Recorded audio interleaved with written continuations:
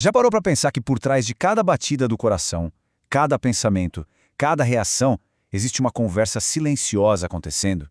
Hoje, a gente vai mergulhar fundo nessa linguagem secreta das nossas células, a rede de comunicação invisível que mantém tudo funcionando a cada segundo. Pensa bem, como é que isso é possível? Como trilhões de células, tipo uma orquestra gigantesca, sabem exatamente o que fazer e quando fazer? A resposta está na sinalização celular. É essa conversa química que coordena absolutamente tudo dentro de nós. Então bora lá. Esse aqui é o nosso roteiro. A gente começa com o básico, a gramática dessa conversa. Depois vamos ver os tipos de mensagem. As instantâneas, as que parecem uma corrida de revezamento, as que geram uma reação em cadeia e até aquelas que podem mudar o projeto original de uma célula. No final, a gente junta tudo. Bom, toda linguagem tem suas regras, né? Antes da gente entender as conversas mais complexas, a gente precisa aprender o básico, a gramática da comunicação celular. O nome técnico para essa conversa toda é biosinalização. É basicamente a habilidade de uma célula de ouvir um sinal que vem de fora e traduzir isso numa ação lá dentro. Sem isso, a gente seria só um amontoado de trilhões de células isoladas e não um corpo que funciona em harmonia. E o mais legal é que toda e qualquer conversa celular segue esses 3 passos. É bem simples. Pense em receber uma carta. Primeiro vem o sinal, que é a carta em si. Depois, o receptor, que é a caixinha do correio que recebe a carta. E por último, a resposta, que é o que a gente faz depois de ler o que está escrito. Simples, né? Mas isso define tudo. E é aqui que a gente entende como muitos, mas muitos medicamentos funcionam. Eles meio que hackeiam essa conversa. Alguns remédios são agonistas, ou seja, eles agem como uma cópia da chave. Entram na fechadura, giram e ativam a resposta. Já outros são antagonistas. Eles entram na fechadura e quebram lá dentro, impedindo que a chave original consiga entrar e mandar a mensagem.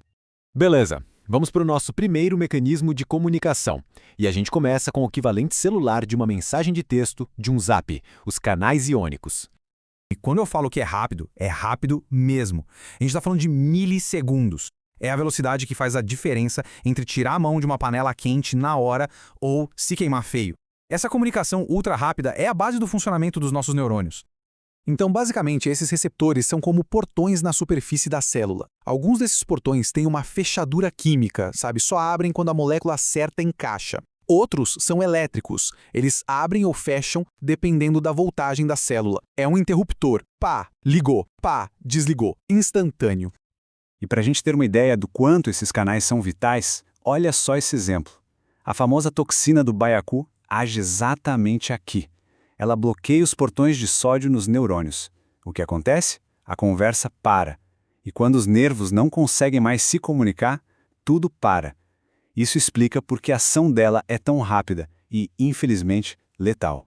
Agora, a gente vai para um sistema um pouco mais lento, mas com muito mais possibilidades. Os receptores acoplados à proteína G, os famosos GPCRs. Pensa neles como uma corrida de revezamento. A velocidade agora cai para a casa dos segundos. Mas por quê? Porque aqui o sinal original não entra na célula. Ele meio que toca a campainha, entrega o recado para um intermediário e é esse intermediário que leva a mensagem para dentro. É uma corrida de revezamento, passando bastão. O que essa tabela está mostrando para a gente é a genialidade do sistema. Dependendo de quem pega o bastão, a tal da proteína G, a mensagem lá dentro pode ser acelera, freia ou muda a direção. E o mais importante, um único sinal lá fora pode gerar milhares de mensageiros lá dentro. É um efeito de amplificação assim gigantesco. E olha que conexão incrível com o mundo real.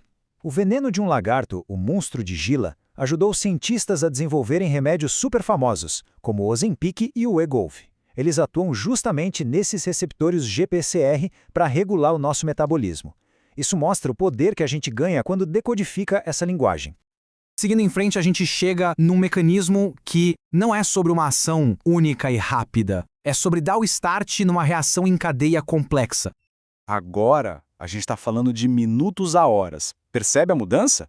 Não é mais uma reação de emergência. É uma decisão estratégica. Esse tipo de sinalização controla coisas mais lentas e duradouras, tipo, ok, é hora de crescer, vamos nos dividir, ou precisamos mudar o nosso metabolismo geral. Imagina uma fileira de dominós. O sinal, como a insulina, por exemplo, chega e derruba o primeiro dominó. Na verdade, ele faz 2 receptores se juntarem. Quando eles se juntam, um ativa o outro.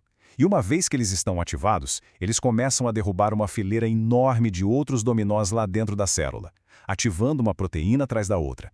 É uma verdadeira reação em cadeia. E aqui está o pulo do gato para a medicina. Se o câncer é um crescimento descontrolado, é como se essa cascata de sinalização fosse o acelerador do carro que ficou preso no fundo. Medicamentos como o Herceptin funcionam colocando um tijolo bem no começo dessa fileira de dominós, impedindo que o sinal de crescer sem parar continue sendo passado adiante.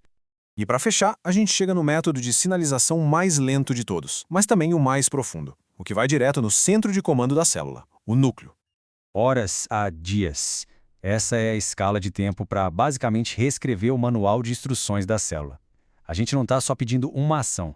A gente está mudando o que a célula é e o que ela pode fazer, ativando ou desativando genes inteiros. Pensa nesses sinais, como os hormônios, como mensageiros com um passe VIP, acesso total. Eles não precisam tocar a campainha, eles atravessam as paredes da célula, vão direto para a sala do chefe, o núcleo, e encontram um receptor que já está esperando lá dentro. E juntos, eles vão até a biblioteca de DNA e começam a ligar e desligar os interruptores de genes específicos. O tamoxifeno é um exemplo perfeito disso na prática. Em alguns tipos de câncer de mama, o hormônio estrogênio fica lá, ligando o interruptor do gene de crescimento sem parar. O tamoxifeno age como um antagonista. Ele senta na cadeira do receptor e não deixa o estrogênio chegar perto do interruptor. Ele basicamente silencia essa ordem de multiplicação. Então, o que a gente viu aqui?